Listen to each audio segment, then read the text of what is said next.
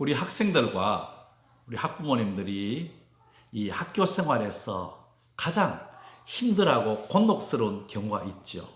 뭡니까? 그렇습니다. 바로 나름대로 공부는 하는데 성적이 뚝뚝뚝 떨어지는 거예요.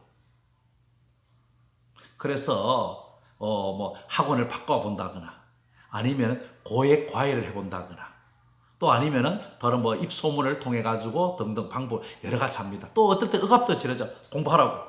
또 분위기를 바꿔주고 합니다만은 생각만큼 이런 성적 하락 요인에 대해서 구체적으로 대안이 잘 되지 않아요. 간단하죠. 그것은 바로 이 학생들의 각 체질별에 따라서 하락 요인이 다르다는 것이에요. 똑같은 상황이라 할지라도 어떤 학생에게는 그것이 별 문제가 되지 않지만 또 어떤 학생에게는 치명적인 장애가 된다는 사실입니다.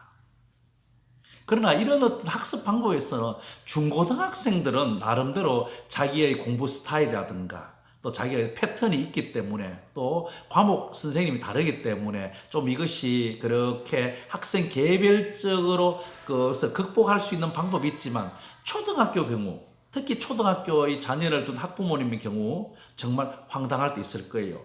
1학년 때, 2학년 때는 나름대로 공부를 잘 했어요.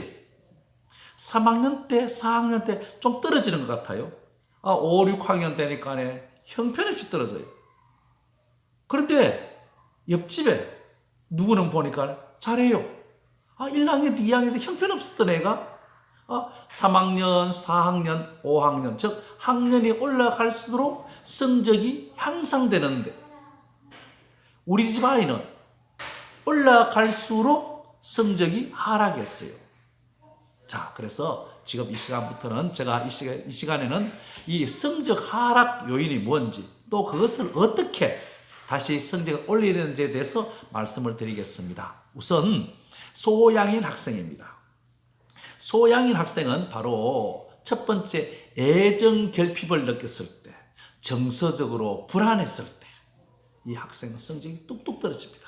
예를 들면 자기를 사랑해주던 할아버지 할머니가 돌아가셨다거나 아니면은 그분들과 멀리 이사를 해서 감정적인 거리가 멀어지는 경우 또 극단적으로는 아버지 어머니의 이혼이라든가 아주 가족의 불행 그래서 또 집에서 키우던 강아지라든가 애견이 등등 있죠. 그죠? 그 애완 이런 것과의 그 사별 이런 것이 학생들에게 굉장히 애정 결핍을 느끼게 하고 정서적으로 불안하게 합니다. 그러면 학생은 뚝뚝뚝 떨어집니다. 다시 말씀드립니다. 소양인 학생은 애정 결핍과 정서적으로 불안을 느꼈을 때 성적이 떨어집니다. 그러면은 그 폐음인 학생은 어떻습니까? 두 가지인데요. 하나는 주변 환경이 어수선할 때. 그리고 두 번째는 자율성 훈련이 부족할 때. 자, 이 주변 환경이 어수선하다는 건 쉽게 말해서 이사를 간 경우가 되겠습니다. 지금까지 살아왔던 데 곳에는 굉장히 익숙해져 있어요. 그런데 이사를 가버렸어. 환경이 바뀌어버렸어요. 이 학생들에게 굉장히 혼돈을 줍니다. 뭘부터 해야 될지 몰라요. 그럴 경우 폐음인 학생들은 성적이 하락합니다. 또 그리고 자율성이 부족하다는 것은 초등학교 1, 2학년 때는 부모님들 해줘서 나름대로 성적이 유지됩니다만 3, 4, 5, 6학년 올라갈수록 이 학생 부모님이 다 해줘버리면 이 학생들은 경험이 부족합니다. 그래서 뭘 해야 될지 몰라요. 우선순위를 정하지 못합니다. 이 자율성이 떨어졌을 때는 이 폐음인 학생은 성적이 떨어집니다. 자, 그러면 소음인 학생들에게는 첫 번째가 자신감이 결여되었을 때, 두 번째는 누구와 경쟁을 시켰을 때 떨어집니다. 자, 자신감이 없었다는 거 이런 거겠죠. 이 학생들은 학습하는 시간이 걸리는데 이것을 못한다고 이렇게 면전에서 꾸중을 하는 경우가 자신감 뚝 끊겨버려요. 그리고 난 뒤에 옆 사람과 비교를 할 때 경쟁시킵니다. 옆집에 누구누구는 잘하는데 너는 왜 그 모양이니 하는 순간 이 소음인 학생은 나는 좀 못하는가 그때 기가 꺾이기 시작해서 성적은 뚝뚝뚝 떨어집니다. 자, 그러면 그 대책은 그 반대로 하면 되겠지요. 자, 소양인 학생들은 어떻게 했습니까? 바로 애정 결핍과 감정적으로, 정서적으로 불안을 느낄 때니까 반대로 마음을 편안하게 먹도록 하고, 그리고 관심과 애정 표현을 많이 해주고, 그리고 야단보다는 칭찬을 많이 해주시면은 이 학생은 다시 회복이 돼서 성적이 올라갑니다. 태음인 학생은 어떻습니까? 예, 바로 학생들이 이 자유를 맡기세요. 자기가 계획해서 자기가 계획대로 따라서 이렇게 자기가 점검하고 부족한 것을 자기 스스로 이 학생들에 맡기면 됩니다. 그리고 성취도를 파악하는 그 기준을 자기 스스로 맡겨주세요. 학원 같은 거 그렇게 강조하지 않습니다. 그리고 공부 시간이라든가 자기가 아침 시간에 하려는지 저녁에 하려는지 이런 학원에 이것은 가고 또 이런 학원은 가지 않고 선택하는 것을 이 태음인 학생에게 맡겨주십시오. 그러면 학생은 자율적으로 아주 잘 해냅니다.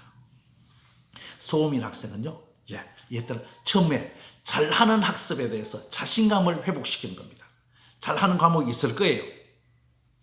아주 잘하는, 거기에 내가 몰두를 하십시오. 해서 성적이 올라가던 데가 자기가 자신감을 얻고 난 뒤에 다음 못하는 것에 그 다음 순서로 공부를 하게 하면 이 앞에 자신감 때문에 이 학생은 스스로 자신감을 얻어서 뒤에 못하는 성적도 올라가게 됩니다. 다시 말씀드립니다. 우리 성적이 하락되는 요인도 학생들의 체질별에 다릅니다.